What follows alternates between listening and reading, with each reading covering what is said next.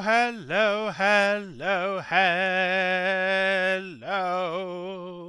Welcome, welcome, welcome to another day of Thursday. Minecraft it's gonna. Before I forget, I'm using myself on Discord side of things, since I'm going to be on a voice call with Des. He's gonna jump in momentarily. He's going to walk his dog, and Soda is sadly sick. Well, his head hurt, so she couldn't join today. Sadly.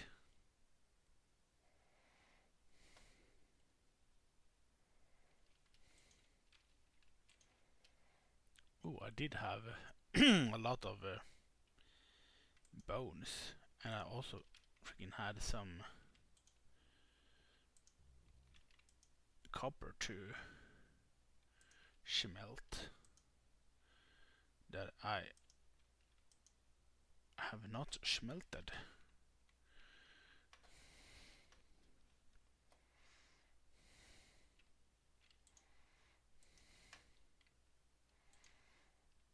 And join that with the free copper I have. I'm gonna just see if I should be heard. Yep, I should. I'm heard. I was freaking wonder if I am or not.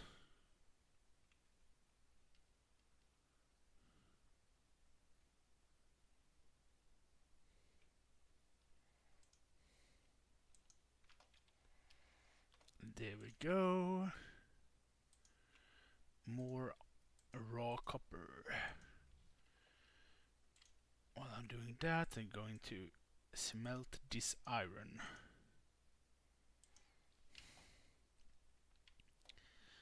And then walk down and get my daily lava from the lava generator. It's the lava generator, you see.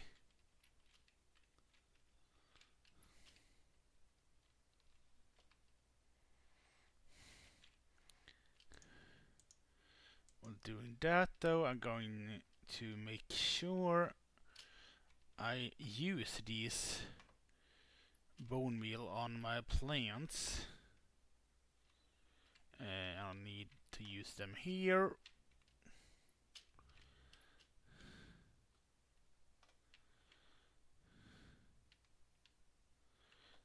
That's a tunnel I had, it seems. I don't need to use currently then. Good, good, good. It's good.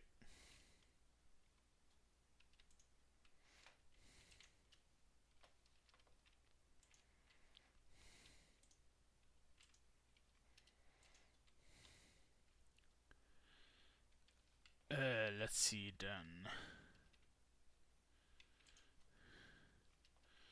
While they are doing that though,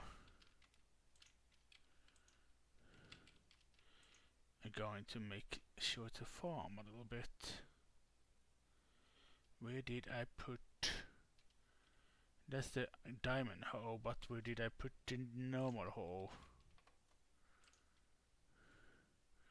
Arrows,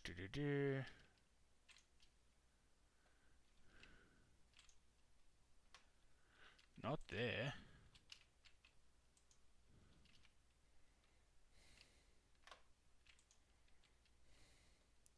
There's a diamond hoe, but not the regular hoe.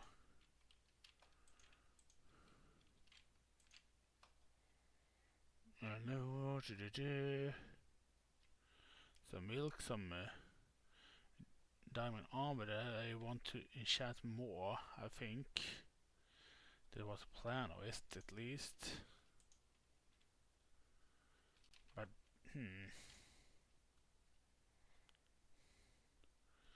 where did I put To be fair, I can easily enough make more.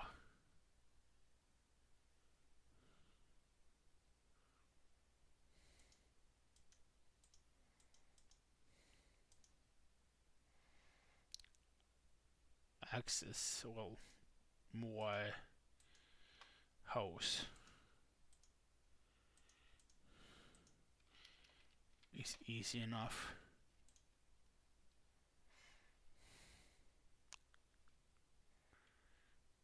Let's make a actual diamond hole, then they last longer.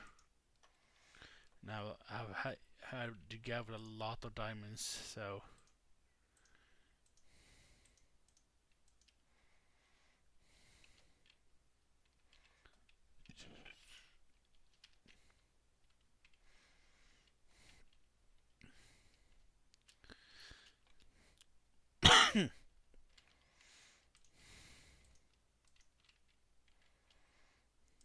let's do this.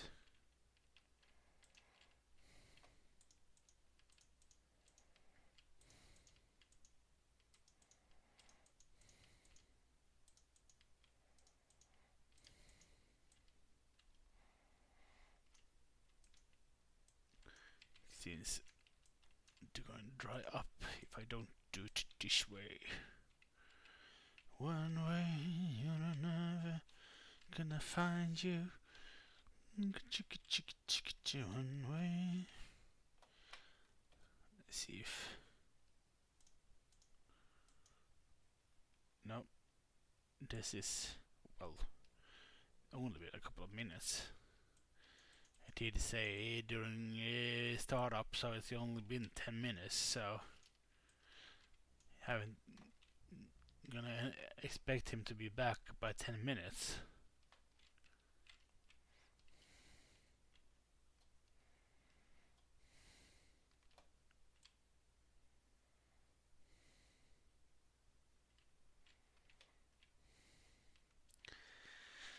Your heart in a deed, to be. Do what you want, the pirate is free. You are a diamond.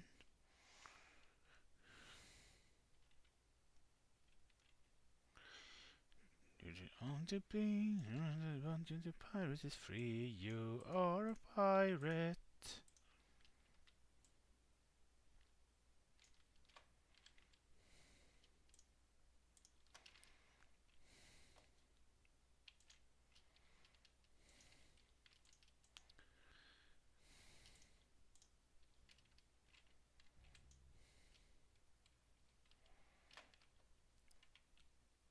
No point in trying to sleep when he's not around.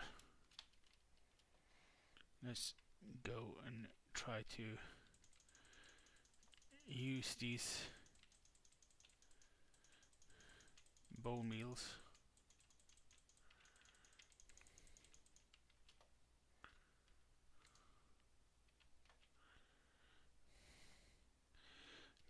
Your heart feeling the deed, and the pirate is free.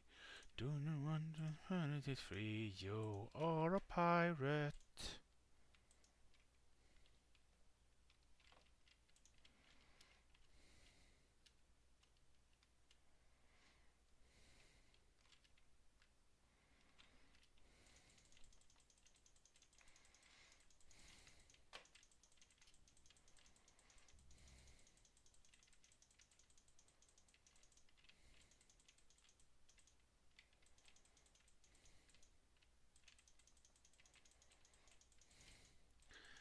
Making sure to use this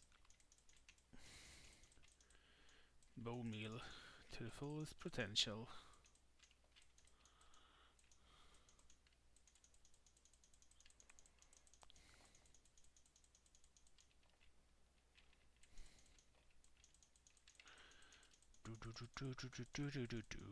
You are a pirate.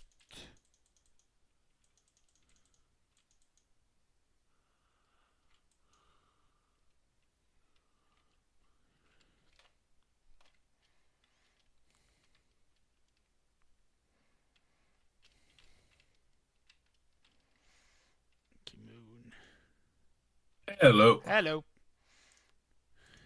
Oh, it took Discord a hot minute there to connect the call. Okay. There we go. Yeah, it's be that sometimes. I wasn't sure what was being heard at first either, but I am what I am, hopefully. Yeah, I can hear you. Hooray! But he gave me a scare because I mean the freaking streamer mode. Oh yes, you won't have heard me join, huh? No, so like all of a sudden you hear you disembodied voice from nowhere. Like, well, but it wasn't all that scare, but a little jump.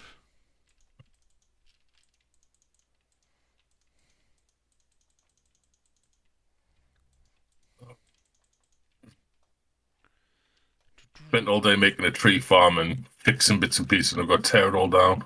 Not happy. I mean, we don't really need tree farms all that much. We have trees. You forget I'm making a giant oak tree. I need lots and lots of oak, I mean, like in an unfathomable amount. I suggest booting up Pokemon Red then.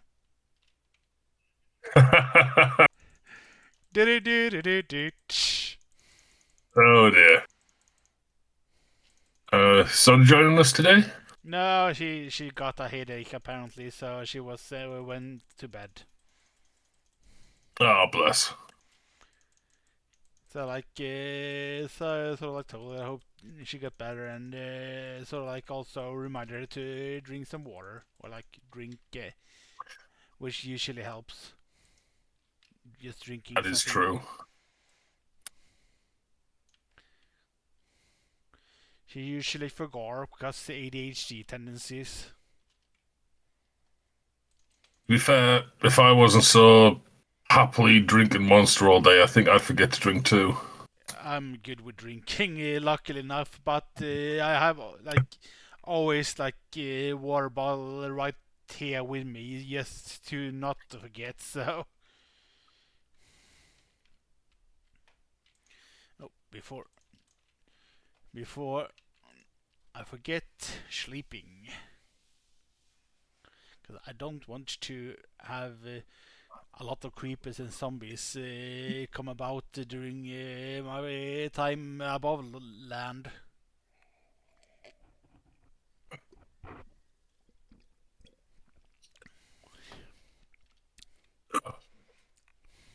Yeah, it was funny before. I was in the middle of oh, pop over to my little base. If are you on the surface? I am on the surface currently, yeah.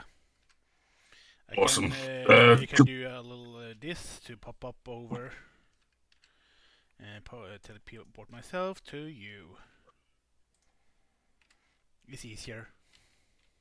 Hey, so I got bored earlier, and I Alright, got sick of like having to do manual stuff. You know me, I don't do manual.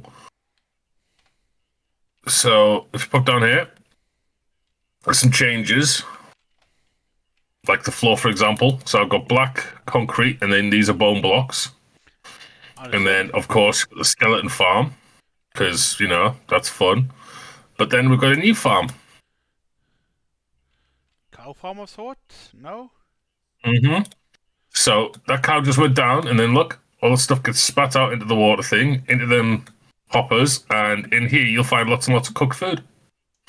So Ooh. there'll be beef and there'll also be mutton. And if this chest is ever empty, because I try to make sure it's cleaned out every now and then. This one's for steak, and then there's mutton up above.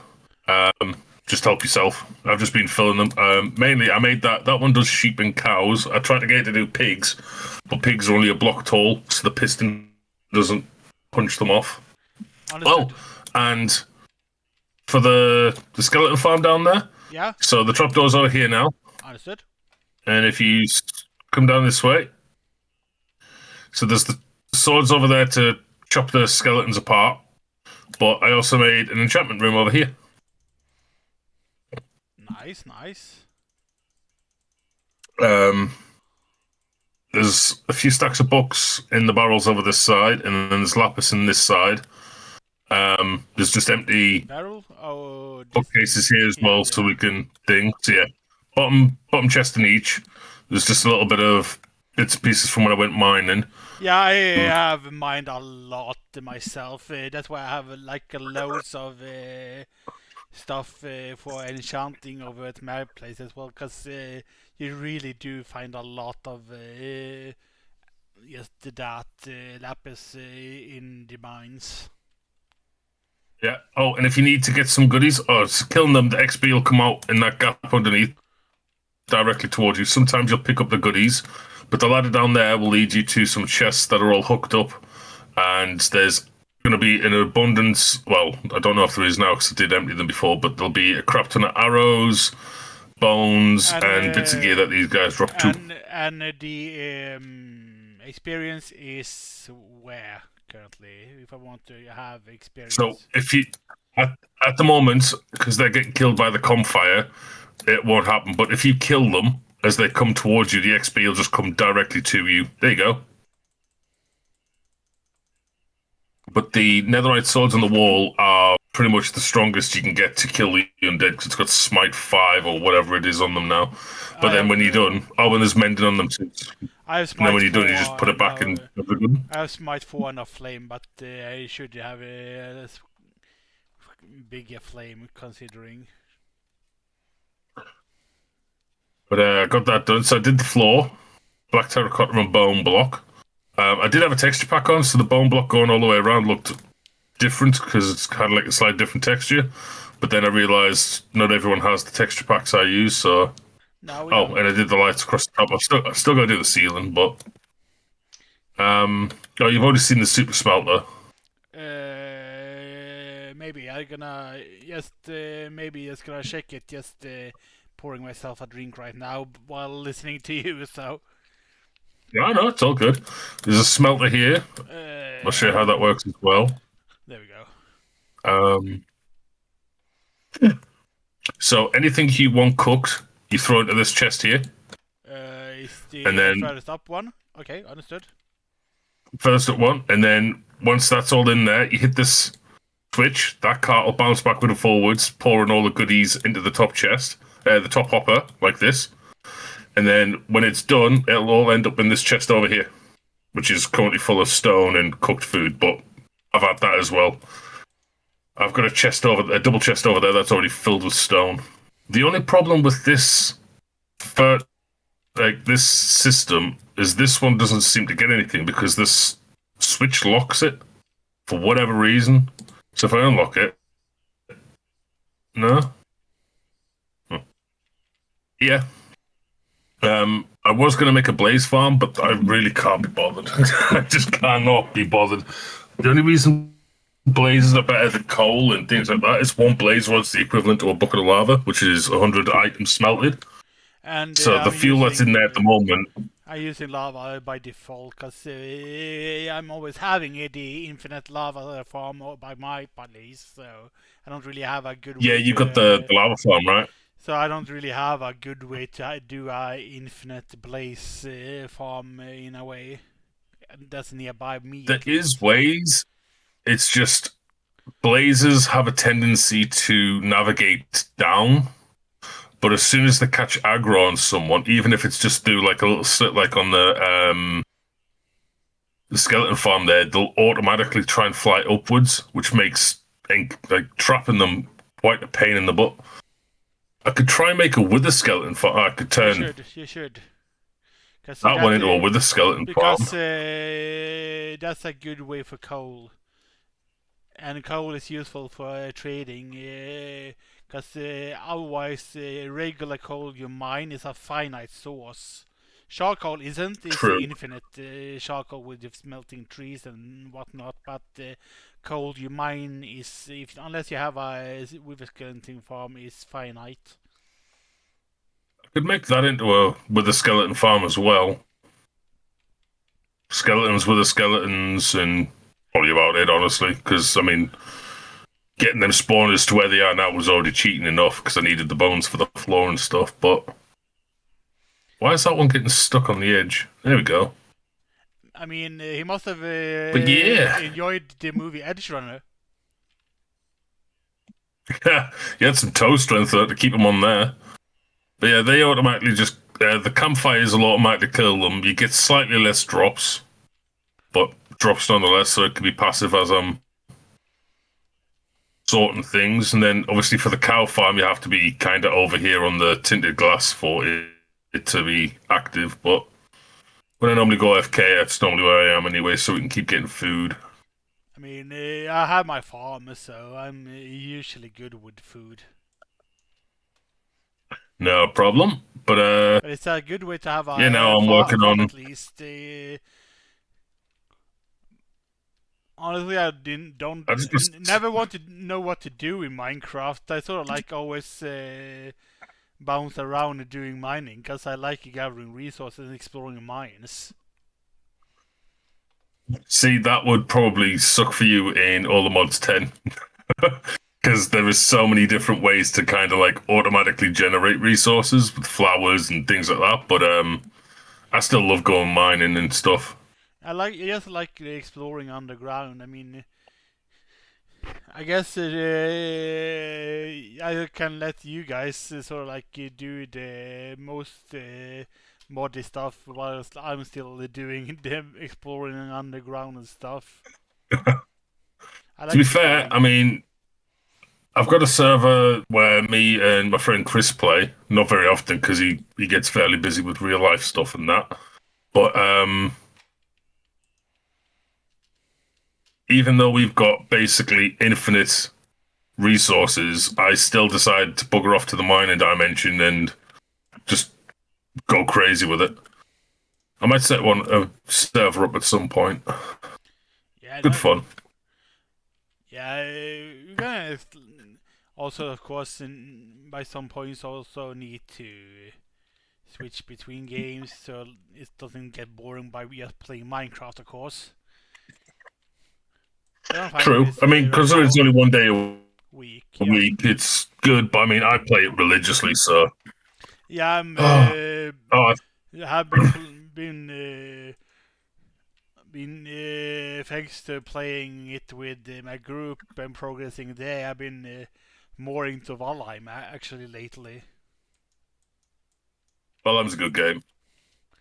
We sort of like in that group, even if I aren't there in my world, of course, yet, because I haven't beaten even found the Mithlan boss in my world. But Ashland is where we're at in that group, and holy shit, that area is bananas. It's hard as fuck. It really is. I know me and you were trying to find things to get there Yeah, last Mithlan. time I joined on with you, but Yeah, at least we found our Mistlands area, but we haven't really tried to do exploring around where that is, where we sort of like landed, but haven't really found it. It's like it's a good way to sort of like get there, I guess, to have a farm, because much like the plains area with the barley and the flax, there's certain things that can only be like grown in the Mestlands area. That's all like related to food. oh, gotcha. But the good thing with that food that you get is at least that freaking we you get a lot of resources from farming, and that's good. Andy, Let's see here.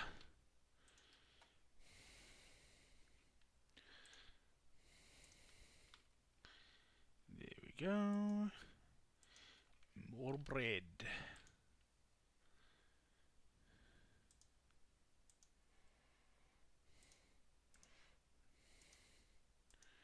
Let's see here. Can have you here, there, and go. Don't need to have that axe on me.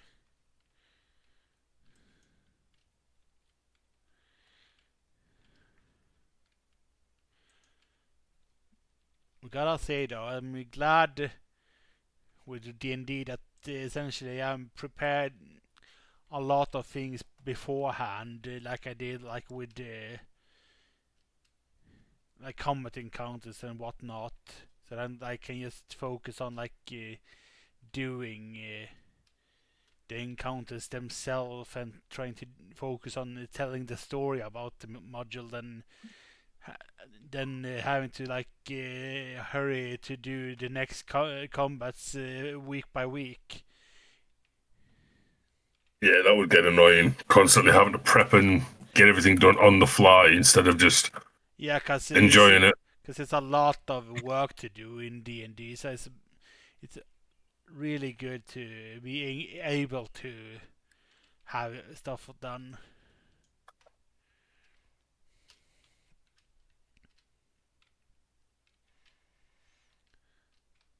I'm enjoying it. Like, I mean, what we hit level 6. Yeah, I'm about to hit level 7 after this dungeon. What dungeon are we in again? You're about to enter the Cackling Chasm. That's the one. Essentially, it's a dungeon full of gnolls, which I have upped the ante with. Yes, it's a lot, some gnolls there, of course, but I feel like gnolls is one of those that they're not really that dangerous. They're only dangerous when it's more high number. I feel like you guys can actually take it. Yeah. Hopefully, it's not a 4-hour slog.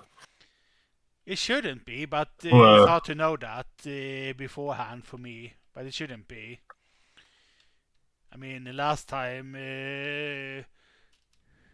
I ran one of the players did a freaking big AOE into our room that this sort of like did killed a lot of the gnolls. So Gnolls are fairly weak. They're just like you say. They're annoying in a lot of large quantities.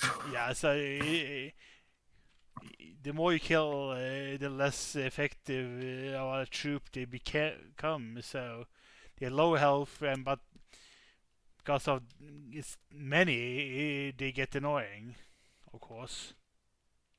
True. That's the whole point of gnolls, though, to be fucking annoying. That is essentially gnolls, kobolds, and goblins is that strategy essentially. Yeah.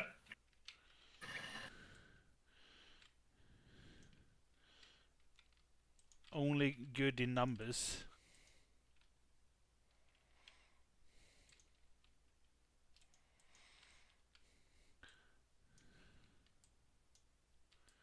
Let's see. Listen, you're down in the mines. Yes, sir. I am trying to explore defending against zombies and whatnot. Not that much to explore down here, at least in this direction. So let's go back to another direction.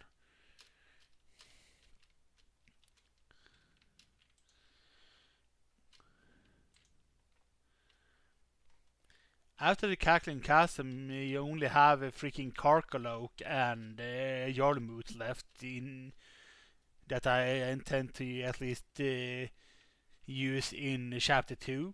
There is a location, of course. This is the prison where that you could visit, but then it's like, of course, it's Nothing much there. I mean, unless we get told or hinted at that there's something worth it over there, it's kind of pointless. I mean, there is reasons to go there in the module, but I haven't really found a reason to actually tempt you to incorporate and stuff. Yeah. Gotcha. So like, it's related to actually it's related to the group that the Destani used to belong to. The wizard that got burned in Easthaven. One of the wizards of his gotcha. essentially one of the group he belonged to tried to essentially take over 10 times a couple of years back in law, and that's why he is in Revel's End. And some people sort of like believe that he's behind somehow by this oral curse. At least how it's written in the module. So then that's like the player's sort of like reason to like, hey, go to Revel's End to sort of like see what he knows, sort of thing. Gotcha. But I haven't really found a reason. So like, that's plot point isn't really all that interesting to me. I didn't use it in last time either.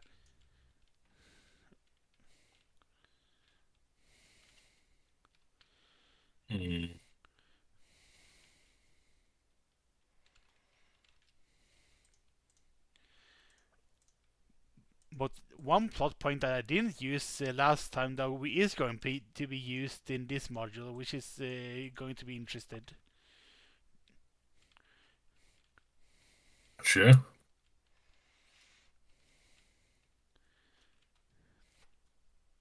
We want to see how things unfold, because I've still got to find my druid person that I'm looking for. Which exists in chapter 3. Oh, it's chapter 3. Ooh. AKA, if I fucking survive. Yeah, so he exists inside, and of course, chapter 3 is in the entire of it is of course invading the main fortress of the Sunblights, where you of course already know the location of. So essentially, chapter 1 is helping like 10,000 finding out the Duergar plot points. Chapter 2 is prepping for chapter 3. And then it's sort of like, hey, we can do chapter 3 now, let's go for the main area of Sunblight one way or another, and then taking out the Sunblights. Gotcha. And we killed 2 of the sons, right? Yes, sir.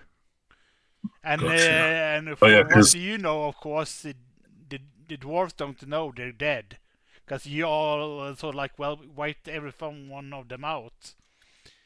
Yeah, there was no no one to pass on a message. So essentially, if you guys are clever enough, some of you could actually disguise yourself by magic or otherwise to attempt to be one of the sons to smuggle you guys in, if you're smart enough. Interesting. I was going to say, because I left one of them a burning husk and pissed on him because he used psychic damage on me to hurt. Yeah, he's Sheldon. that is a rough ability. I was really nasty with the first time I used that one as well, because I forced the fighter who is like one of the like subclasses for fighter is so essentially you have a mount that you ride on and get better because you have a mount, and he was a goblin that rode on a wolf, essentially a husky. So I'm essentially cool. So I made him attack his own mount. Oh, you evil bitch! I get it though, because obviously you play the fight of the villain. Yeah, because that is diabolical, yeah, Dan. It's a thing probably that he would do, probably though. I hate doing evil shit like that, but it's a thing that he would do, because they're evil bastards like that. That is true. They really are. Oh God, it's coming to night time again. Jesus Christ! Luckily enough, Let me just finish putting the circle down. Luckily enough, I have a bed with me at all times, even when I'm exploring downstairs in the mines. So, if you want to sleep, just tell me. And can Oh, it's mainly just in case you do. I can work through the night. It doesn't bother me. Well, unless the phantoms come, but that should be good for now. I can sleep. I Uh, already put myself to bed down here. yep. I mean, I'm in my bed. Wish it was that easy to affect sleep IRL. Oh, Yeah, it's gonna be interesting to have new times from next week, though. yeah, it's gonna be 7 o'clock from now on, right? Yeah, 1 hour later from where we usually have done stuff, but I can do it. Is it like considering a lot of the time I've been sitting up talking to you by that point anyway, so a lot of the time, so it's not that much different.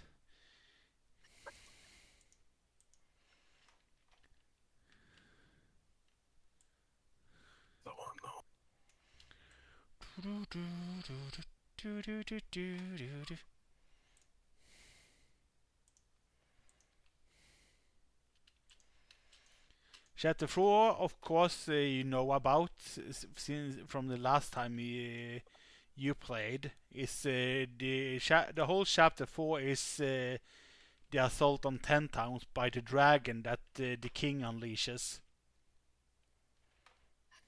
See, the first time I did it, like when it was me, my sister, and brother-in-law, we didn't like do the chapters like we're doing now. Oh, wrong button. We basically just did what we wanted. There was like no structure to it. So like, I think we only had like 4 or 5 sessions, and I think it was like the fourth one in. We were like fighting. It wasn't even a dragon. It was like a robotic thing. I mean, the dragon that's the dwarves unleash is a essentially made dragon. It's one they made themselves from the black eyes that Ardaithis has on. That's why they were like, for example, the town where Trovus were. If this was Kier Koenig or Kier Dinaval, or even in Easthaven, the sons were there because it was ordered by the father to essentially, hey, we're needing this resource, gather it for us, essentially, to construct this dragon. Gotcha. And it's made But of like this yeah, metal thing, so it's not a real dragon, but yeah, it managed like in our thing of it, it managed to destroy one of the small towns, but we all where did we ended up grouping up? We ended up getting to, I think it was either East Haven. It was in that area. It had to be East Haven. It was the big city, one of the biggest cities. I mean, in the first time all players did it, they also chose to do it by East Haven. So sort of like the only ones that got destroyed by the dragons were Dugan's Hole, which no one of those players wanted it anyway, because you know, inbred town, Sweet Home Alabama, and they didn't. No one liked the city because the one from there sort of like had a cousin that was sort of like forcing that player's character to sort of like marry her. That was the story of that character. Yikes! And that's not wasn't like a story I forced upon her. It's sort of like was a story. I don't know who got to come up with herself, or because I only know that she discussed the story with another player, so I don't know who were in fact responsible in the end by that story. But so like, but at least it wasn't me that enforced that. But she did. So I saw like made that cousin one of the main villains in the show.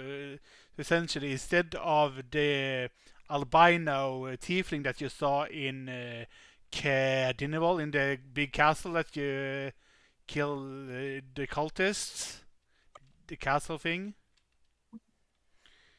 Oh, I got you. The tiefling there essentially, I replaced her with that guy essentially, and had him lead the cultist and made him into a really powerful sort of like end boss final battle after while they were in Ifrin, the final area of the campaign. Gotcha.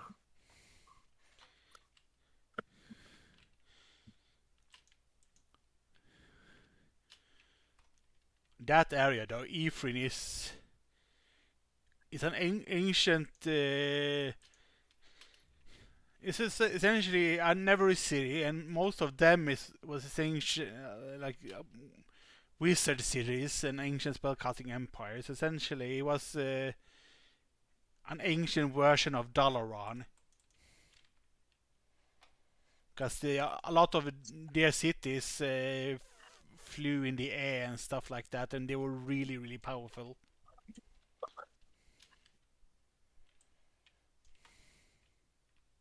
Oh. The only reason they sort of like fell was because one of the mages belonging to the fact decided to, hey, let's try to absorb a god's power, the god of magic's power, and be all powerful. Which last power point did a reversal and sort of like made all of the freaking cities plummet to the ground, and the empire sort of like fell in one night, sort of thing. Oh, fun.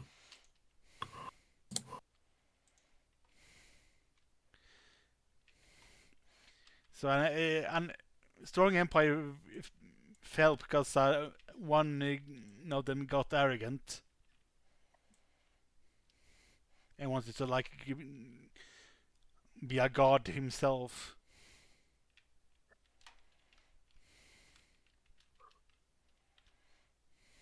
And then he fecked it up for the world. Yeah, Sounds about right. He effected up for his whole empire, so it was no magic for a long time after that in the like D&D world. And that of course was the previous incarnation of Mystra, which should be known to since that's the god. Yeah, she's the goddess of magic, isn't she? Yeah, goddess of worship that freaking Gale also worship. So the previous incarnation of that god, which was Mistral, was so close enough to her current name, Mistra.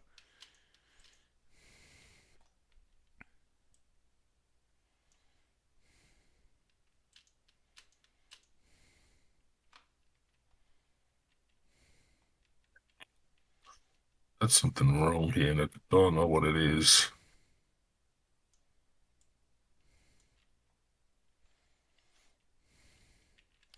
There we go. Can we get back to here?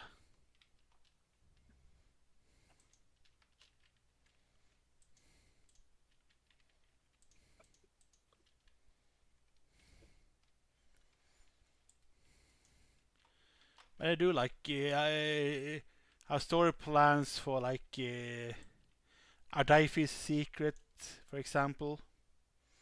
This is why I gave him the Psy Crystal thing. What is his secret? It was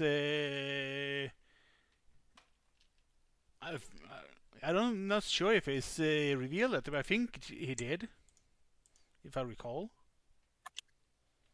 Like one of the beginning sessions.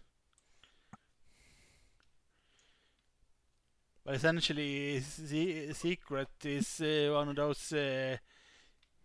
If you guys, since you played Baldur's Gate 3, it was a similar situation from Baldur's Gate 3's opening. That he got kidnapped by mind flayers. Gotcha.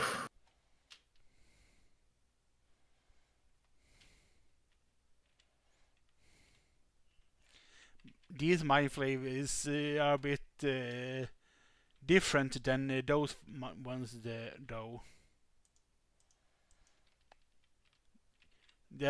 From what I know, figured out, these are very unique to the module. Oh. These particular like mind flayers.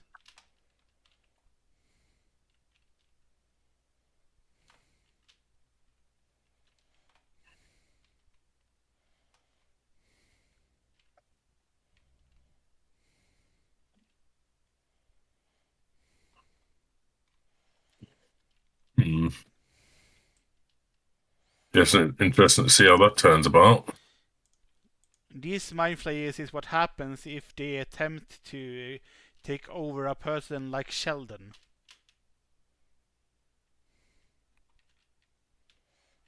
Or any other of the race of gnome. Huh.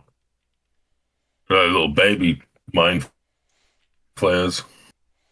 Or smaller ones, I should say. Yeah, so it's a really interesting concept of it, I must say.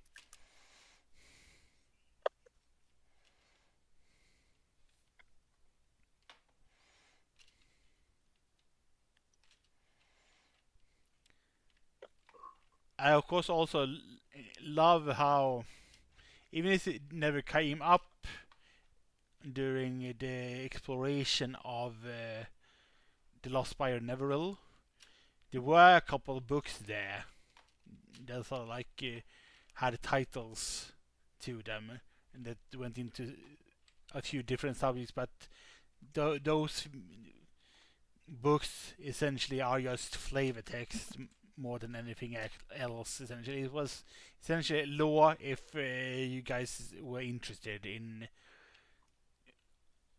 reading certain books, I guess. Gotcha.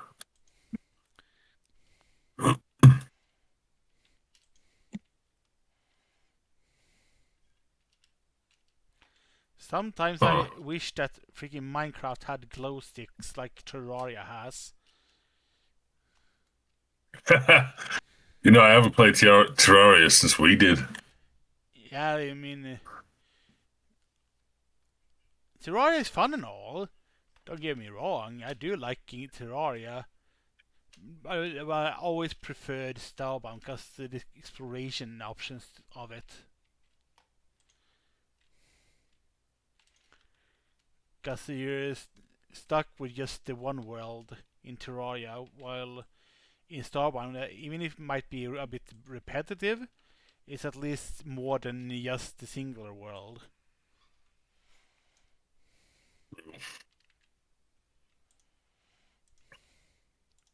I don't know. I did like zapping around with my ship in that game.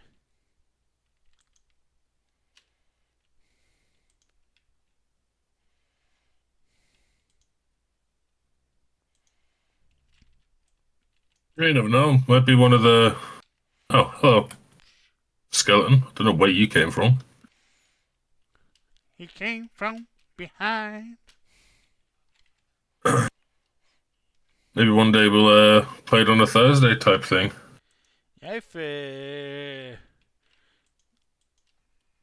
so, I would like to buy the game. It's cheap at least. It's not an expensive game. It's very cheap. True. So that's good at least. So that at least shouldn't be a factor here.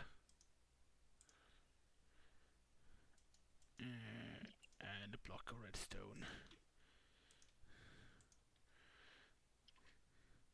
Deep in the ground.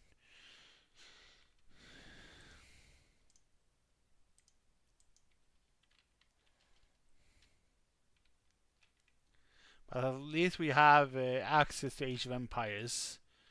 We only need to, of course, to teach her about it. I'll be learning it right alongside her because I haven't got a clue either. It's been a long time since I played. I mean, she haven't. I mean, we played an hour on yeah, but she's one of those that rather than doing a tutorial or anything like that in games, like at least in a multiplayer game, like yes, it has a single player, but she prefers like playing with others to learn than anything else. Yeah. Which I'm fine with. I take it easy, so. But at least you sort of know what you're doing since you have played other RTSs. So you sort of like you know how to sort of like go about doing things. Roughly, yeah.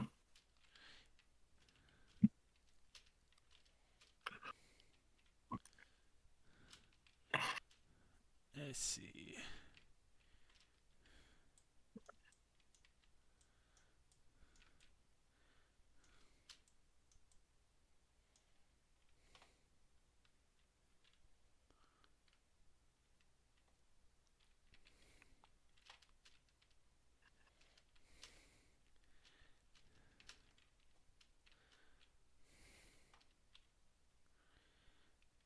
What's good at least with that game is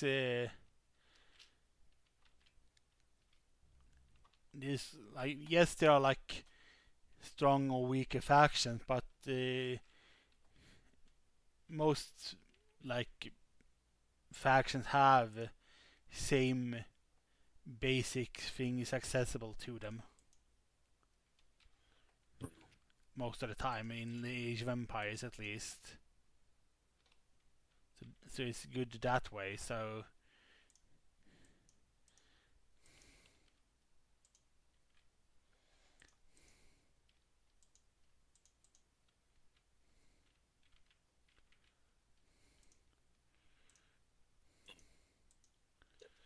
it's only like I think it's only like factions like it was like the Aztec and the Maya that doesn't have access to cavalry at all, but they have like other things that make them they're really good with infantry or stuff like siege units to sort of like compensate for that. Yeah.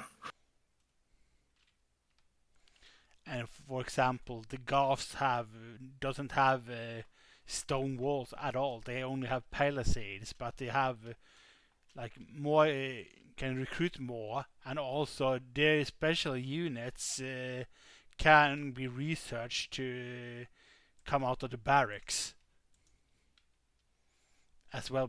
Besides the castle that's otherwise would be restricted towards only the castle. So every like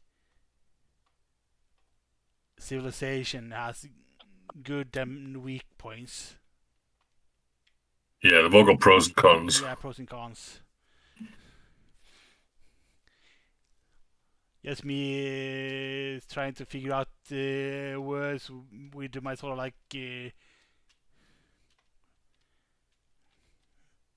while thinking, try like translating my train of thought sort of thing. So it's all good.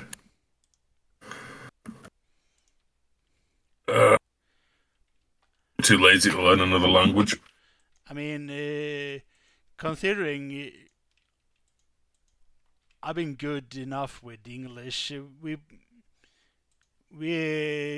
sort of like learn it from young ages here.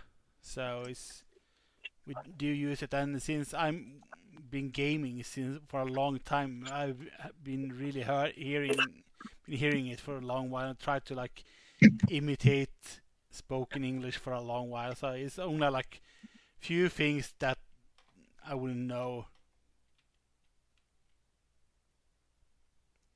Did something go to the floor?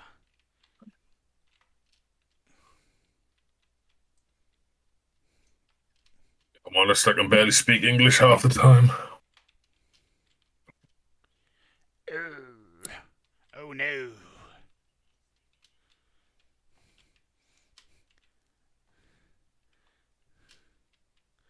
At least you don't live in that one town in Wales. With Planful Gilgith, Gogordis, Gacilius, Gagogogoth. Hey, I remembered it. Yeah, go. Such a long ass name, it's ridiculous. It's about go. Yes, go. And the little news clip of the guy who says it, he says it so fluently, it's so easy. Yeah. Like, what? How does he do it? I have seen it multiple times as well. It's ridiculous, but I like it.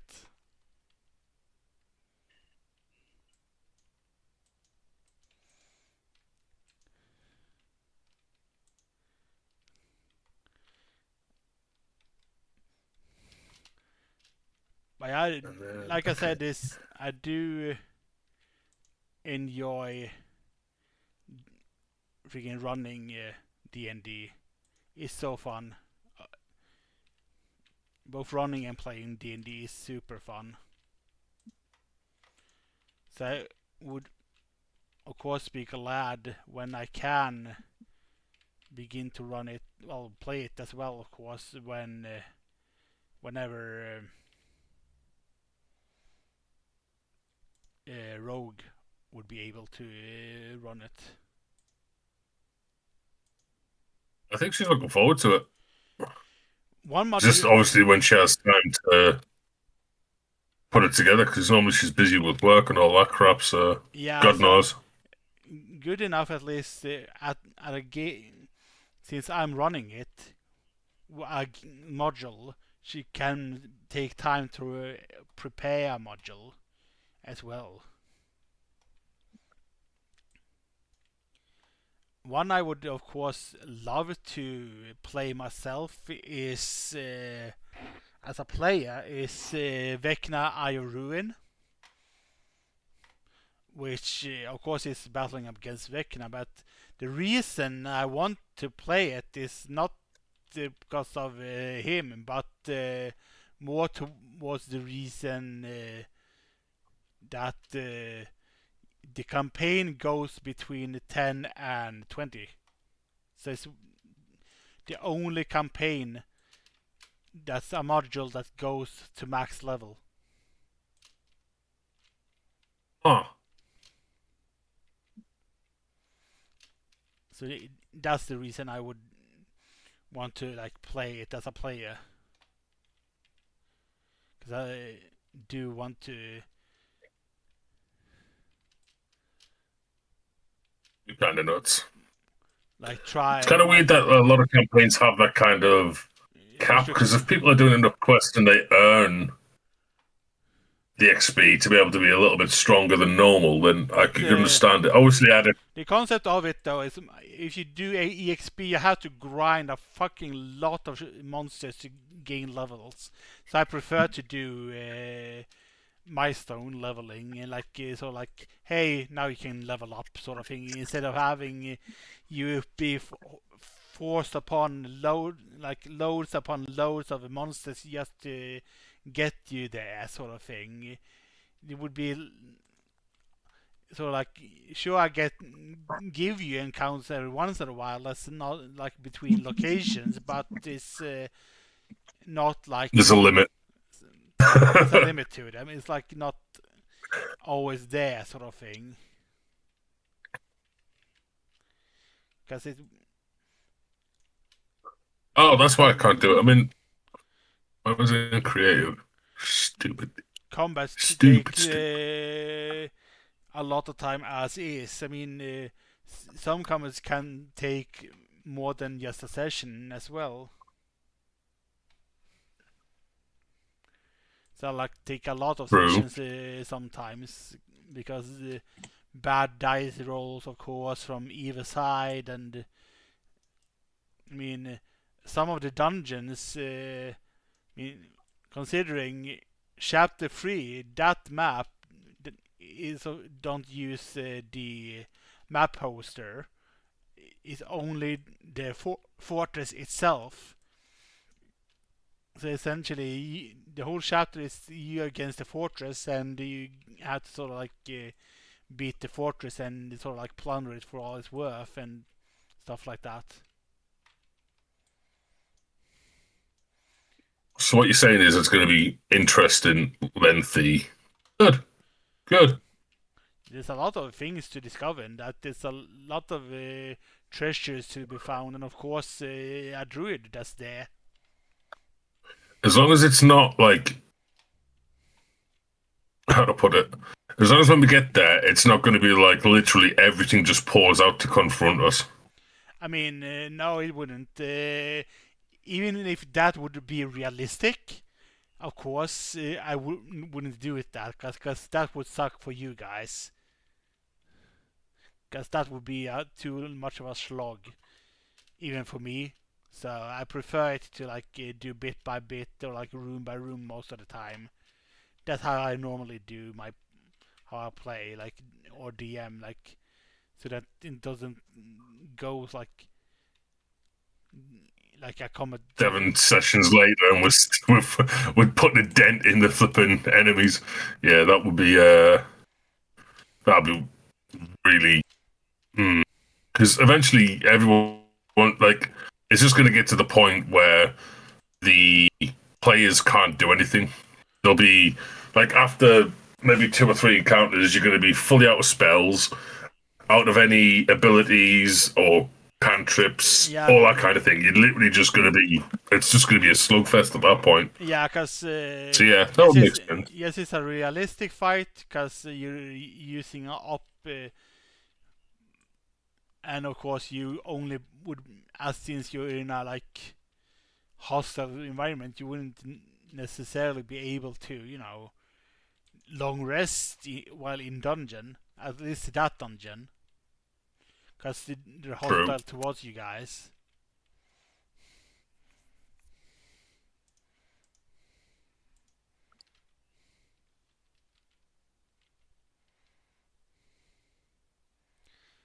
Five, 6, 7. That one. Something that, of course, you haven't been using, mostly because you haven't really been needing it, is of course the steed that you have. True. I nearly used it in the cave, but I was able to get there with a dash. So, Which when I was a good call. And by the way, even if I of course forgot the gimmick about the cave, is the way it works is the fire in the cave is what's the revive, keeping them alive essentially.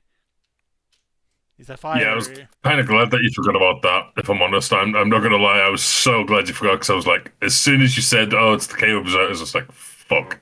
Yeah, I just don't want to be here. yeah, I'm glad that I, of course, did tell you, but it's a very bullshit cave. But the last group did succeed with the cave, even with that gimmick.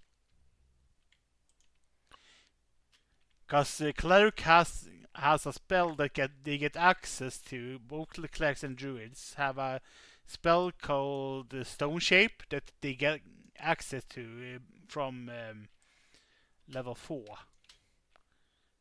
Well, fourth level, I should say. So from level 7, which couldn't have been accessed sadly by that point. But otherwise, the only other way to negate it is dispelling the effect, and the dispelling only lasts for an hour in the module. Oh wow! But you would think if you dispelled the flame, there's nothing to reignite it, right? I mean, well, I suppose magic and all that hoo-ha, I guess. Because this little thing is not made by a spellcaster, it's made by Auril the Frost Maiden, who is a god. Huh. So the king berserkers were worshipping Auril, and thanks to that, they sort of like had granted that little thing of immortality while inside the cave. So the only two things that your group, well, the thing your group could have done to kill them, it was sort of like drag the berserkers outside the entrance to kill them outside, essentially. It was the only other way, besides like dispelling the. So it's a really, really, of course, bullshit mechanic. So as a player, of course, I would understand that. Fuck me, I would hate that as a mechanic. But it is interesting as a DM, of course, to have that mechanic, even if, of course, it's bullshit for the players. Of how it works, even it's annoying, of course. True, but then again, a player can't have everything their way. No. Like, look when we got teleported before even Artie's character touched the ring, it just zoop. Yeah, that was just a. No, yep, you're here now. Well, it triggers by touching. So, and identifying it is him touching the ring. So that's why it got triggered. I didn't even think I had a chance. But yeah, I think he just went to go forward. But either way, it was. We went fucking quite some distance though. Yeah, it's a shame that ring can't teleport us anywhere else other than that place. But yeah, and like we could. It's like only like reattune it or something. I think that encounter is a chance encounter, the berserker, and I think it's like 2 or 3. I think that is rolled in the regular. Like, and I feel like, and only one of them has a ring that teleports the players to the Cave of Berserkers if they touch it.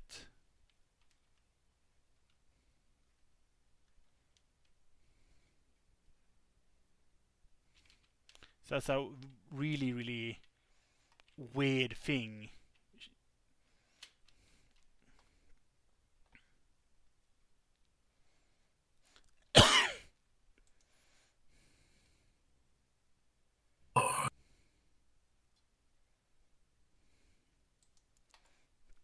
Yeah, man, your stupid machine work.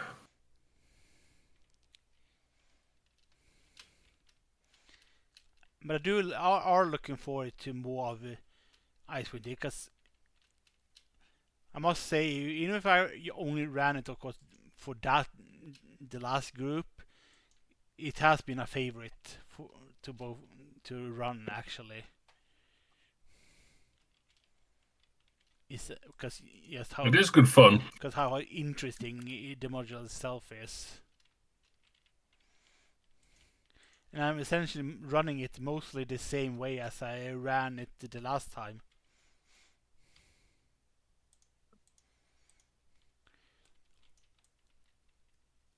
Like, this is the second time you've run that yes. module. Yeah. Yes, it's a couple of different secrets, but it's mostly the same sort of like how to run it from my part of things. I mean, yes, it's been like only a few are like out of less feel nonsense that I weren't prepared for. Like, for example, you wanting to break through the bunker. Wasn't prepared for that, but I'll let you do it. That's not like a random thing. I told you we'd keep you on your toes. I mean, it's one of those things that I mean, you can't prepare for everything as a DM, but I, of course, prepare for most things. This is why I like want to have prepared everything from like that are inside the module from start to finish, so I can like give you guys things to do should you want to do something else. So like, yeah, okay, you guys want to do this, let me give you the guys this, then lets me to sort of like do stuff like that easier Yeah. than normally, I guess. Oh. Just put my character in bed and just go. Oh, Someone's at understood. my door. Back in a sec. Understood.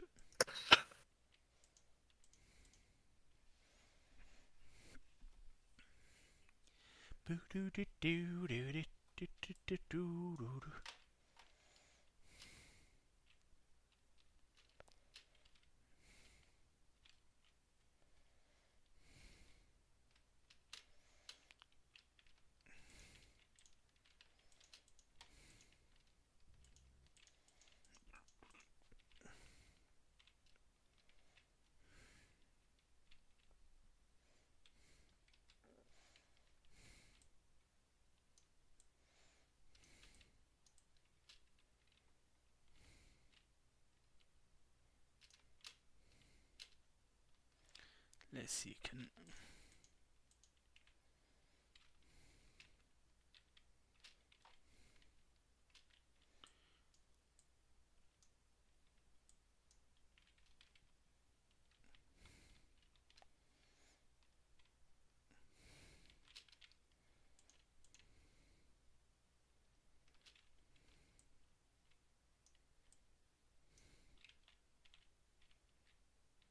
let's see, can have to gain a couple of blocks to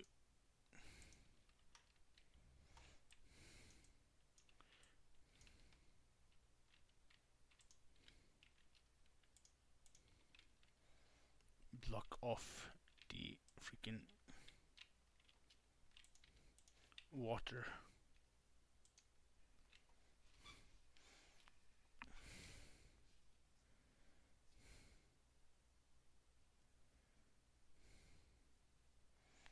Okay, that is the clock right now.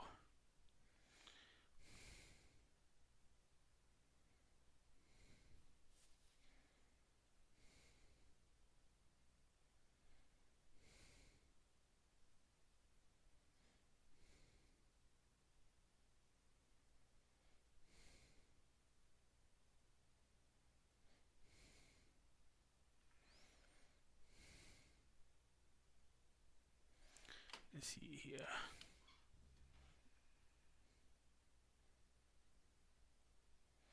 There we go, let's see here.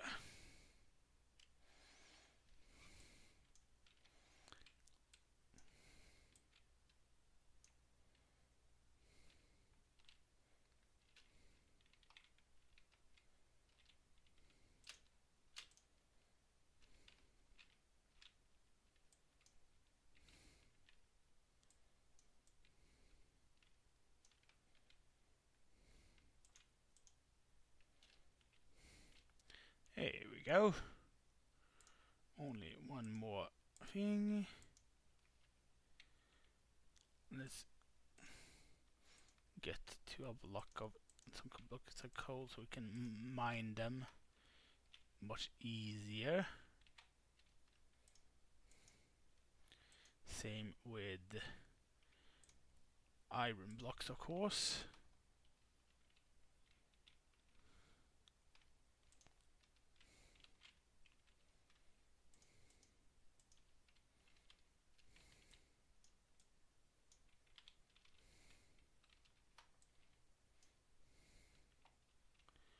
See, crouch over, over, and over.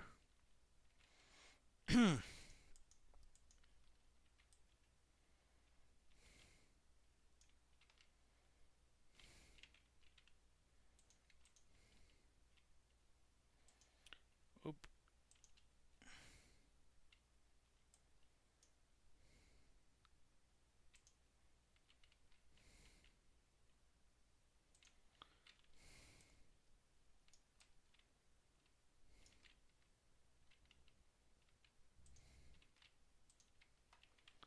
There we go.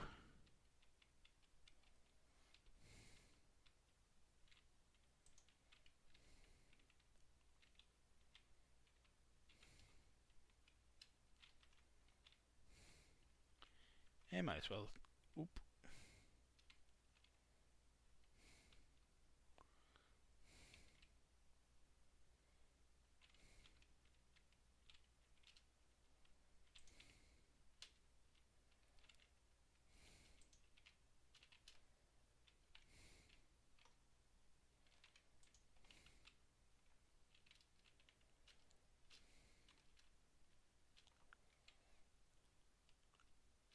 This down there.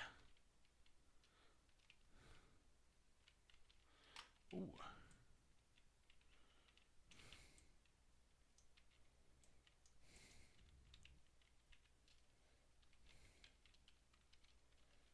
Time to get some more lumber.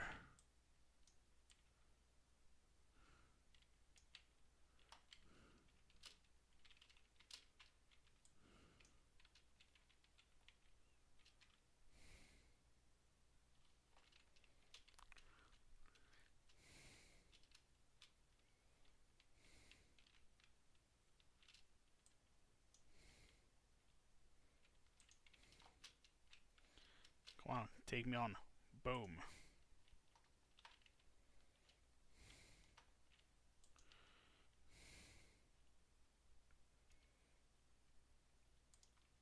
There we go. Back home at least. Home at base.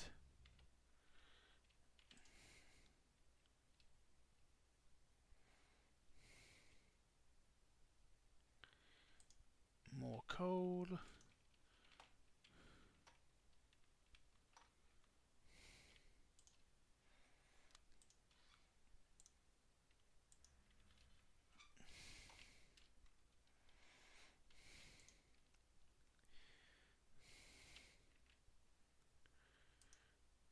Oh, it was there they got rid.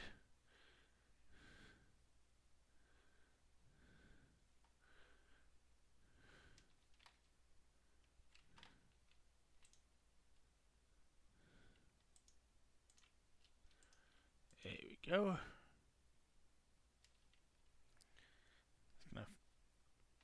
I'm gonna do a BRB myself actually. Just a quick one. Just gonna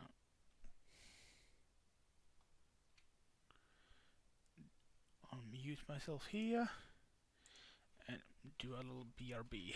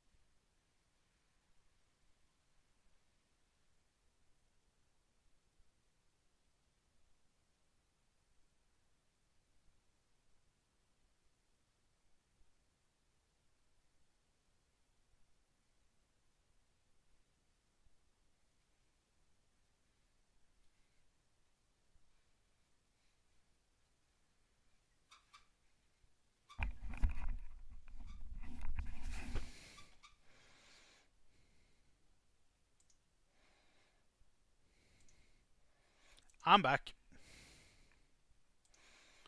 I'm back, I'm back. Not sure if Des is back, but I'm back at least. Boys are back in town, boys are back in town, boys are back in town.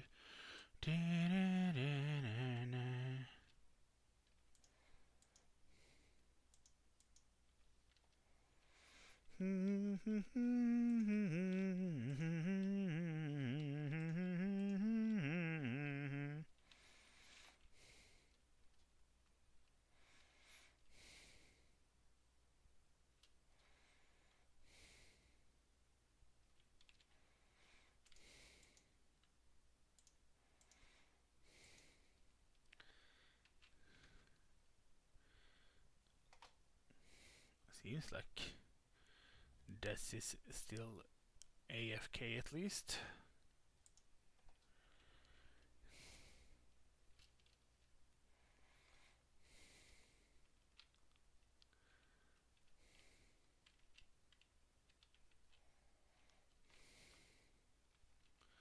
Let's see. Get the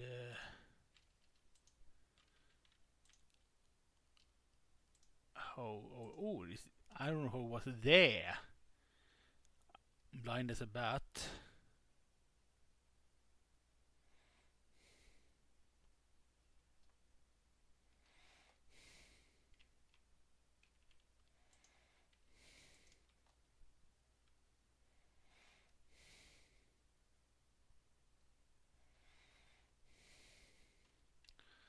Let's see.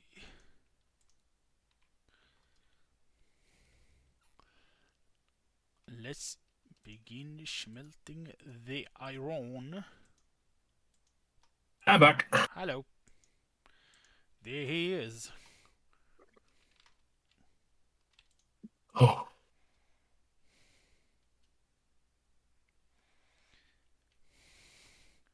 I managed to do a quick BRB with myself in the meantime. I had a cheeky smoke while I was down there. Yeah, That's might as well, eh? might as well.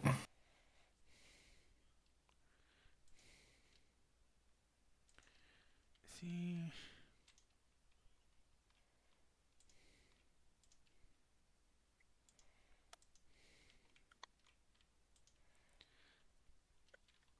Before I do that, let's do the.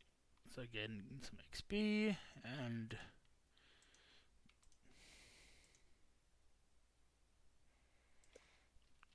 Okay, go down to refill my buckets.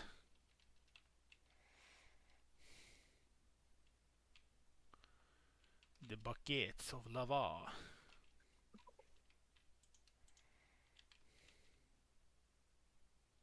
Are you smelting stuff again? Yeah, so, 3 total stacks of iron and 14 of the last one. Noise. It's a lot of iron that I found down there and a little bit of gold.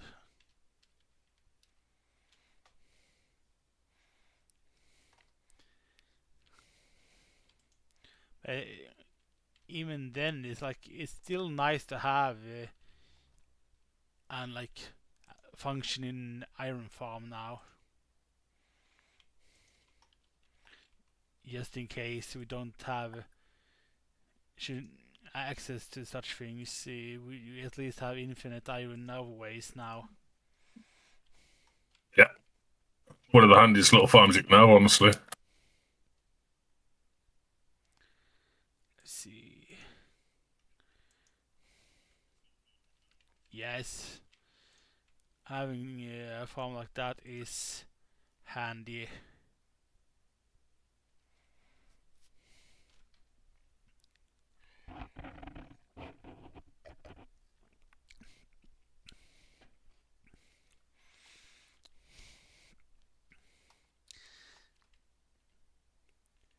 I'm looking forward to the later chapters in Icewind Dale.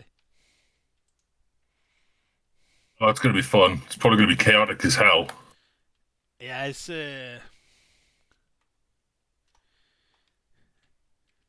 some of those encounters. I have made a couple of encounters and saved them for those chapters specifically, because you will need higher levels for those, definitely.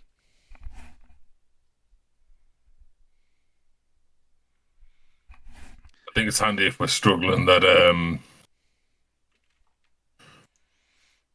Cat can call upon Sheldon, yeah. Sheldon. Is like a get out of jail free card, so to speak. Hopefully, anyway.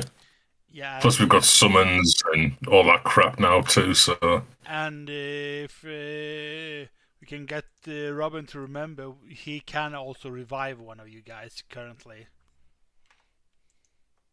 He did get the diamonds before, so he can at least revive one person.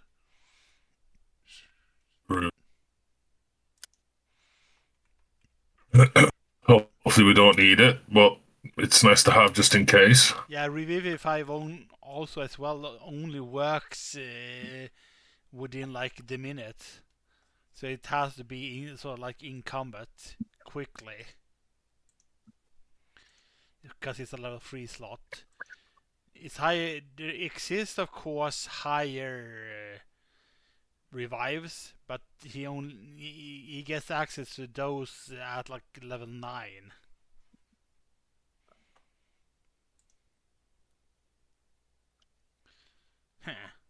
That's weird. And is there a way to sort of like separate an enchanted book's enchantments, or is it one of those that once you get it in a book, you can't separate the two? Because unless it's modded, no, sadly. Boo! Because Yeah. this one had Sweeping Edge 3 and Protection 4.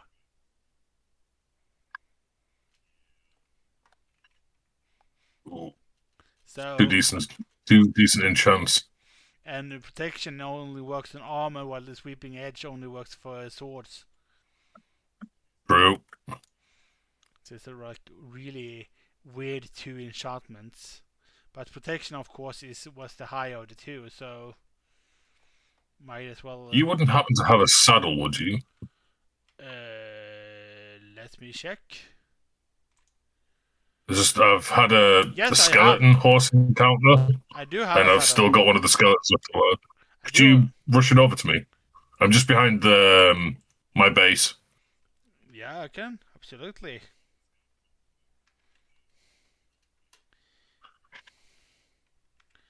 I was trying to save two of them, but yeah, well. Heyo. I should click you. Put that on. Come here, you. Hey. There we go. Oh crap! I need to go check on the bamboo farm. I haven't checked on that in a while. I was out here just grabbing some oak leaves, and this bad boy showed up. I was like, "Yeah, I'm having you." I of course love chapter 5.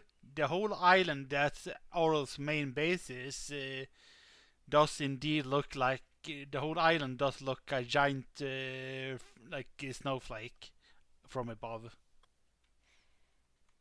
That's cool. Which is of course her like a holy symbol, like an 8-pointed snowflake sort of thing. So Did I ever show you the snowflake I made years ago? you might have been. Don't know, actually. Don't remember if you did or not.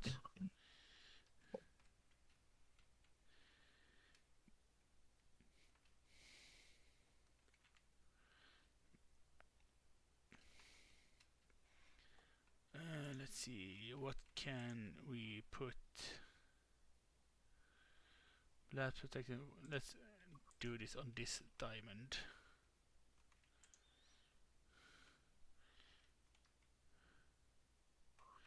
Because of course I also want to Make sure to get it. Where have I put it?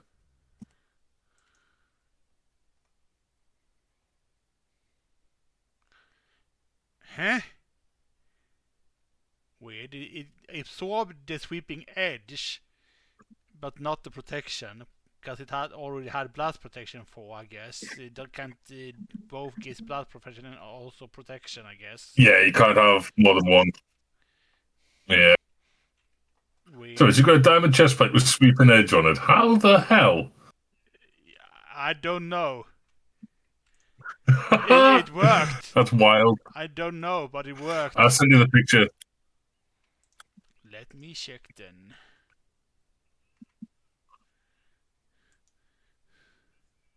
Nice, nice.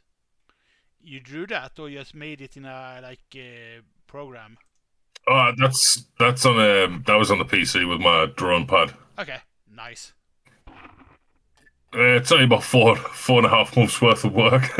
I mean, I it was a use bitch to make. when I make drawings, I sort of make with what do I freaking make with? It's Illustrator. I used Bliss 5 at the time. It's been really interesting to sort of use Illustrator. Gotta say, because I got it because of work. True. In my case, so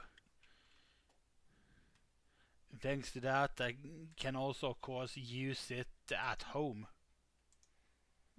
True. Which I enjoy. I just needed to sort of sign in with my work mail and the Bish Bash Box. I have it at home until I'm no longer where I am, and I can be where I am as long as I want. Andy? There we go.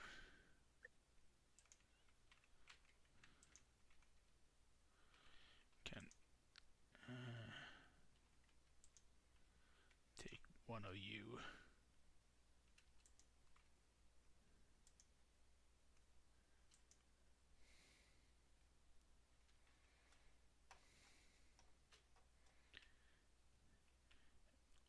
Beside the Cackling Chasm, I do have one stronger, well, not just one, two stronger Nola counter, I guess, than that I can use at any point.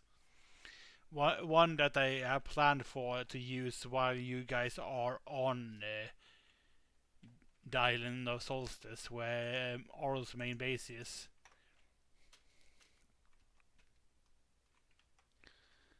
Maybe a crap ton of them then if it's that far on. And Yikes. Because in the mod, because it makes sense for her to use Knowles as servant, because she does it in the module as well. Because just the chapter after, one of the things that she trapped inside ice was Knoll. So she have used the Knolls before. So makes sense to where to use such things to guard her islands as well. Monsters of the wild sort of thing.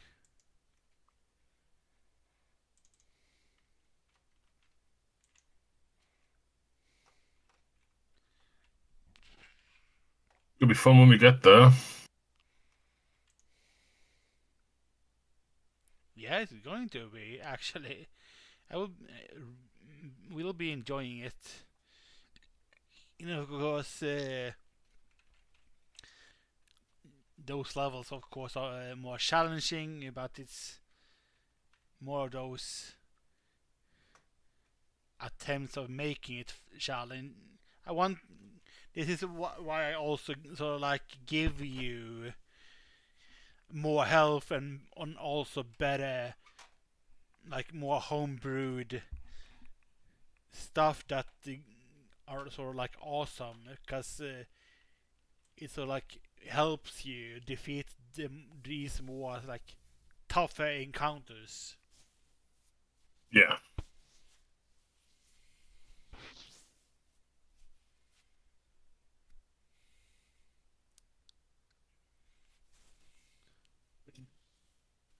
Oh, you're in the bed. I don't. Oh crap! I'm going to bed down here. One sec.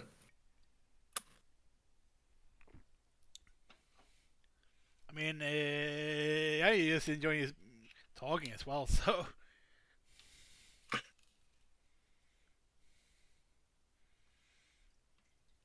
man, There we go. I really do need,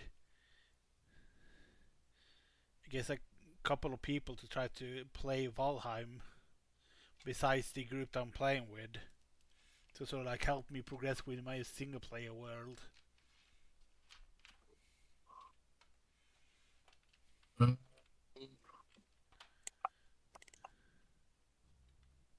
That could help. Oh yeah, If I can find it and re-download it. Where is it? I guess you uninstalled it since the last time we played that time I gave you the Wisplight thing. Yeah, I went on a massive purge. I had like 112 games downloaded, so there's a few too many. Yeah, I only have a few. The ones that I usually like to play. I don't install games unless I like intend to play them. And good, at least good that way, keeping track of stuff that I normally intend to play. Well, one of the games that went was Baldur's Gate. I got annoyed at it, so that got uninstalled. I do like I got stuck in chapter 3 though. I didn't even get to chapter 3. I'd literally done everything to get to that point. I'd spent hours upon hours upon hours. I think it was over 150 something hours. Had all my characters pretty much maxed out. And I literally gets into I was literally just in the third map, like the next chapter after the invasion happens. And my save file corrupted. Invasion? You know, from the Moonlight Tower. Yeah. Okay. Understood. So, yeah, that all just happened. I went over to, progress because I'd basically done everything I possibly could. And yeah, save file corrupted. I was Yeah, just yeah, like, uh huh. yeah. Mine also. So like my first one also got corrupted. So I was also pretty annoyed at one point. So I feel you. I think what made it worse was the fact that I'd made Salroth in the game, like Dragonborn and Paladin and all that crap. And I was getting, it's weird because it's still on the 2020, no, 14. pre-2024 rules. Yeah. So, like, there's a lot of differences and stuff, which is why I have to double check on my character sheet, like what I'm doing and things like that now. But, yeah, I put a lot of time and effort into it, and it's just deleted. I was like, I mean, some things are of course better in 2014 rules, and some things are better in 2024 rules. So it's my intention is sort of like mishmash between the two. If I like when I can, is how I do it. Like I pick an edition of a rule setting of if I like it better. Like or essentially I do things in in favor of you guys. Essentially, if I think this is going to like make one of your characters better in one shape or the other, I sort of like choose that version of the rules because I like doing stuff that's sort of like make you guys better. So sort of like make you want to play the game more, I guess. makes sense. At least it doesn't make dollars. It makes sense. If it made dollars, we'd be rich. Yeah.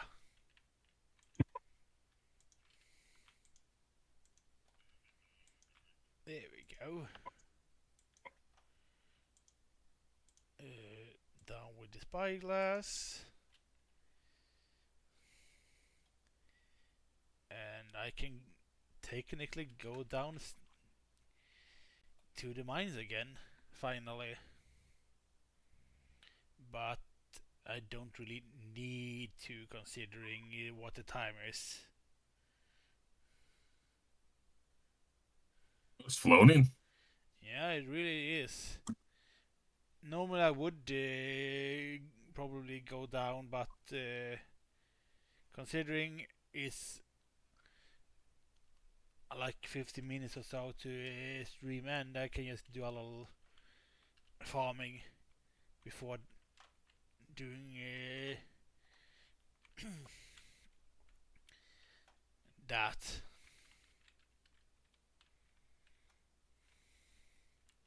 I'm on the hunt to go and find some more oak. I'm gonna see if I can go find like a big old biome and chop it all down.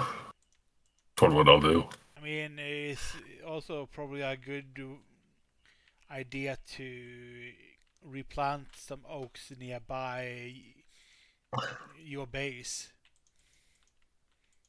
Yeah, I've only chopped about 4 or 5 down. Well, apart from this side one, no, this was all birch, I guess.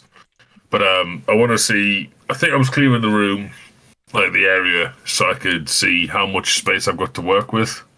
We have a lot before I go gun ho. We have a lot of oaks over here at Spawn Island, where I am.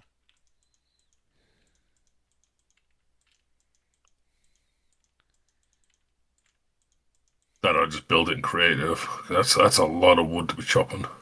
I'll figure it out. I'll figure it out.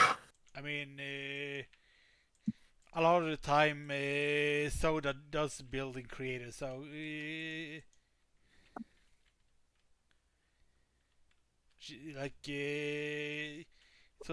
usually do like building creatively that way. So I'm sure she wouldn't mind you going creative to do build projects. Yeah, it's going to be a really big tree. Like it's going to take a long time of chopping. Like I've got a tree farm there, but it's the leaves that are going to be the bitch to collect. Yeah, so we're going to need. So you should probably. She probably could go ahead and just do it. Yeah. Creative.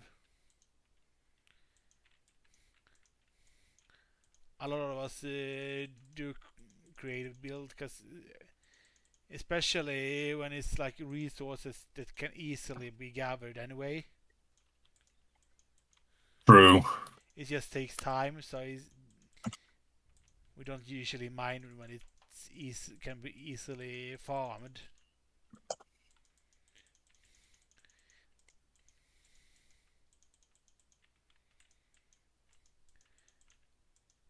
Let's see if this group is can take down Auril in chapter 5, because the module can, by technicality, end at chapter 5 by you guys defeating Auril.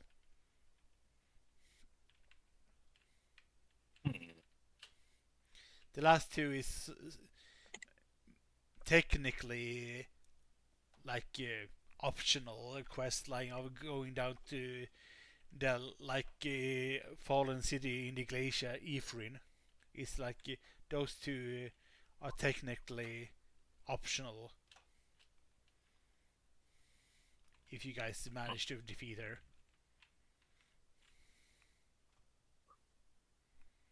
Yeah, no problem. It's just a god.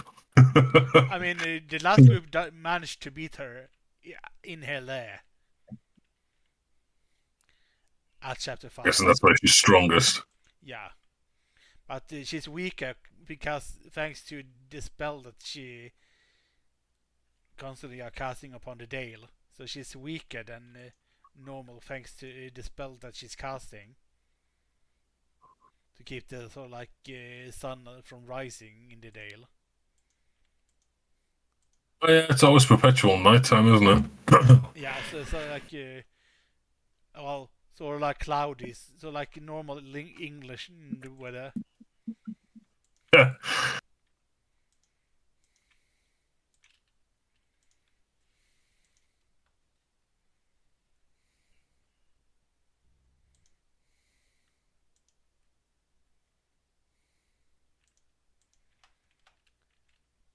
So essentially, always gray, sun never rises, and then it gets dark. And it's of course an Arctic landscape where sort of like Svalbard, like Siberia. There is some like greenery and stuff that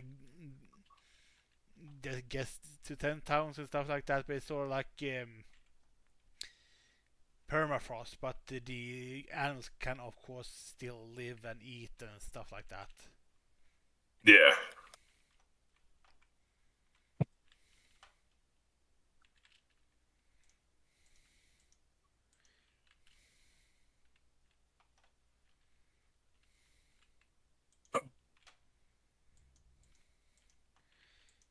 Oh, this tree's going to be the bane of my existence. Oh no! I think I was gonna like ask Rogue to run Vecna Eye of Ruin or whatever it's called, that campaign. So, because I can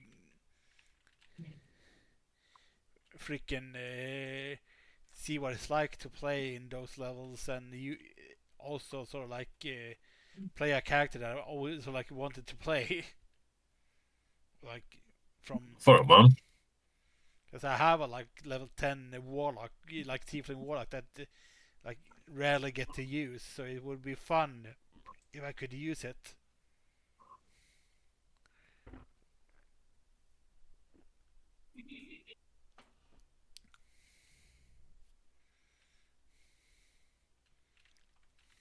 Looks like I've got a crap ton of spells too, huh? I mean, the warlock is considered a full caster, just like Ardife, but the problem is, of course, the amount of spell slots. So essentially, for the longest time, until level 11, you only have 2 spell slots as a warlock. Jesus. But your spell slots get restored upon a short rest. That's the gimmick. And of course, you always cast your spells at highest level. Meaning is, if for example, if you have a fireball that is normally at level 3, at 10th level, you would cast it as a level 5 fireball all the time.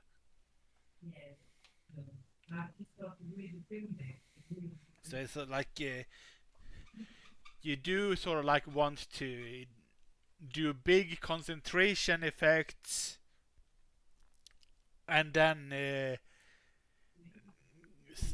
like stand in the back line and do Eldritch Blast all of the time. That's your main gimmick as a warlock. Drop a concentration thing with one of your spell slots, and then like stand in the back line and spamming Eldritch Blasts.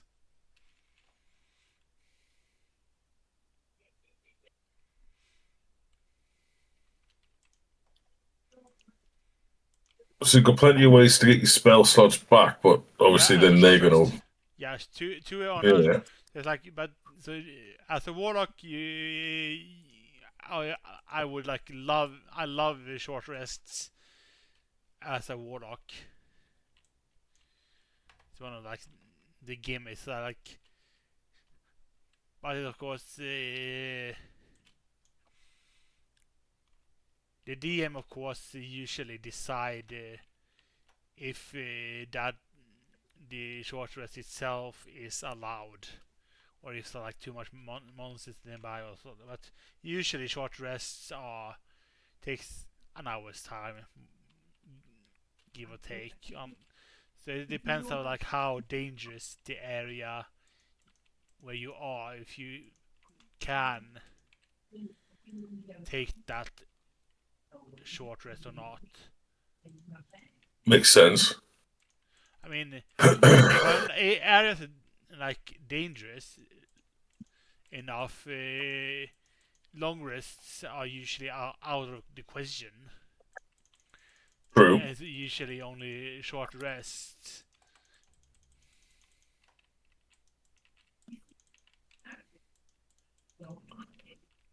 and if you are doing short rest, you sort of like have to sort of like hide in an area of the dungeon or whatever where you think the enemies aren't going to be around. If there is like a living, breathing dungeon, which normally I don't do. Of course, I let you guys do short rest and stuff like that if you like to have like rest. I don't like give you encounters like that. I try not to like be a mean DM, so like, oh, you can't do short rest because I don't want you to gain back your resources. If you like, if you use your stuff, I'm rewarding you. So like, hey, you use your stuff in a small good way. Gonna let you take your rest, essentially. As long as there's a fairness to it, I can see Yeah, why it would be good. I mean, I try to be fair as much as possible. As long as the stuff is ain't being abused, I'm fine with either. True. But you guys haven't been really abusing anything, so I'm fine with you taking rests. I think if anything, we've been underdoing everything. Yeah, so like, so that's why like trying to promote stuff using things.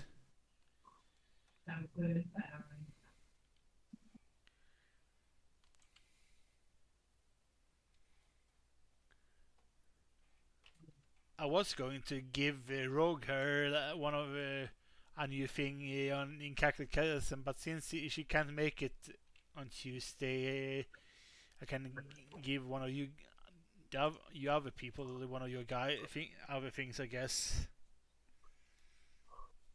She can't make it on Tuesday. No, apparently she said in D&D chat that she had like a mother's birthday that day. Oh, yeah, yeah. And I'm fine with this as long as like I'm notified with stuff. I'm fine with people like doing other things.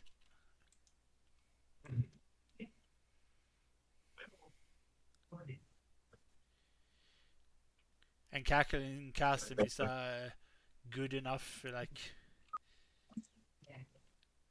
that. I mean, you guys can deal without her. Like. True. Like I said, if she hits the fan, we can just call upon Sheldon anyway.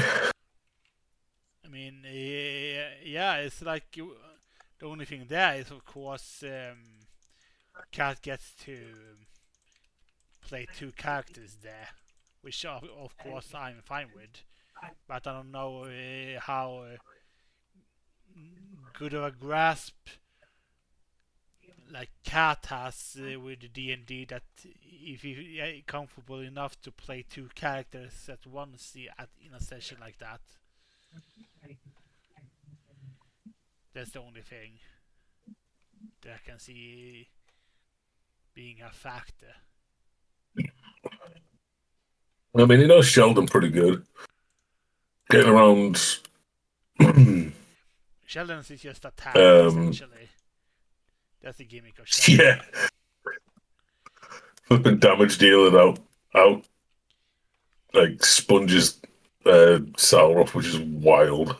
I mean, that's what the barbarians are meant for, to be a health sponge while raging. Yeah, I mean, while paladins and like fighters and rangers are sort of like meant to only by like frontline fighters to sort of like do like more balanced sort of things than just tank. You can do multiple roles than just doing tanking.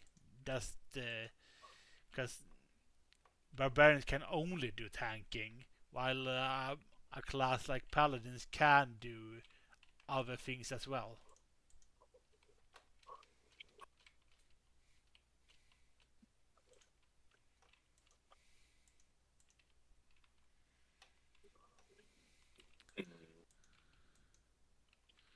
Yes, well,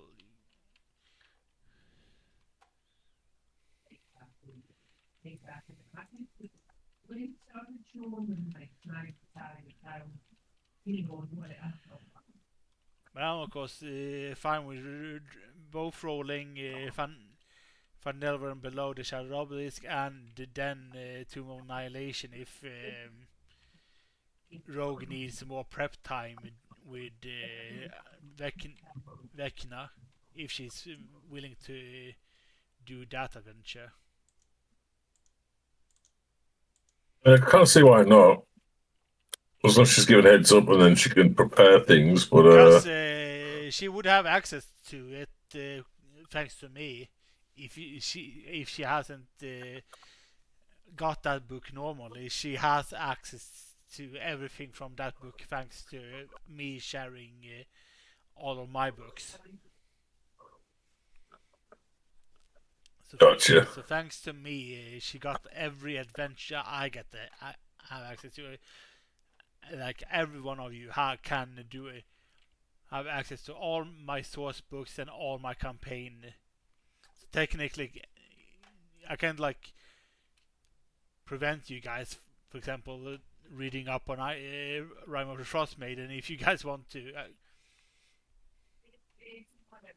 I never even thought about it, to be fair. But then again, at the same time, it will probably spoil everything. So, Yeah. And I mean, granted, yeah, you could know the ins and outs of quite literally everything, and then the stories can go like a completely different way, and because this, that, and to that. yeah, like, because I'm running a bit different than the module. I mean, minor things, certain things that for example, in chapter 5 that I don't really, I didn't do it that then, for example, or in not doing that thing in chapter 5 now either, because I don't really now know how to like do it in a good way. And I do like a certain plot point from the Zomblight thing differently than the module does it, for example, as well, which I will talk about after we're done with chapter 4. Because the reason I'm doing it that way. gotcha. I think. So I think it's nuts that fell off of all of us is going to be the freaking town speaker for Goodmead. Yeah, Goodmead. That's just that's yeah, it's a bit kind of nuts. bonkers. It's nuts, yeah. It's bananas that like. But you're also one of the few that's at 10 town as well, so. True. And which also was one of those that you could have chosen differently. That you didn't have to be a 10 town, but it's fun if you one player is. Who else is a 10 towner? I don't think anyone is Another small. currently. Actually, I don't think anyone is currently. We'll have to pop into East Haven at some point. I need to check on the pub. And I think I mean the last time I ran with this campaign, the place defended East Haven as well as a town, so that's why only 2 got destroyed. I was just meaning to check on Lily. I'm making you do some homework. I mean, Lily would be probably alright. You gotten like would have gotten constant like information about that from the guards in East Haven. Probably like saying, "Oh, she's doing right with feeding her stuff and is like exercising her and whatnot, like a normal dog would do." So training her, Except this time she's a big ass dire wolf. yeah. Uh, I mean, which makes it easier for the guard patrol in East Haven to like make criminals and stuff surrender, like having a big ass freaking direwolf there threatening them. big ass snarling, intimidating beast. Definitely. That's a Probably makes the criminals wish that Salroth was back on patrol. There we go. That's a good way to stop for today. Is gonna quickly like do a little and Do a little outro and stuff. Outro, and then we'll be straight back with you. No problem. You don't have to mute. I'll just stay quiet. I'm muting anyway. Yes, cause. Okay. Anyway, guys, thanks you for tuning in and also watching the VOD afterwards. Probably on Saturday is Valheim, maybe, or if I'm feeling for something else, I'm not sure. But Valheim to sort of like explore more of it. Anyway, people, thanks for tuning in. See you guys then. Bye bye bye bye.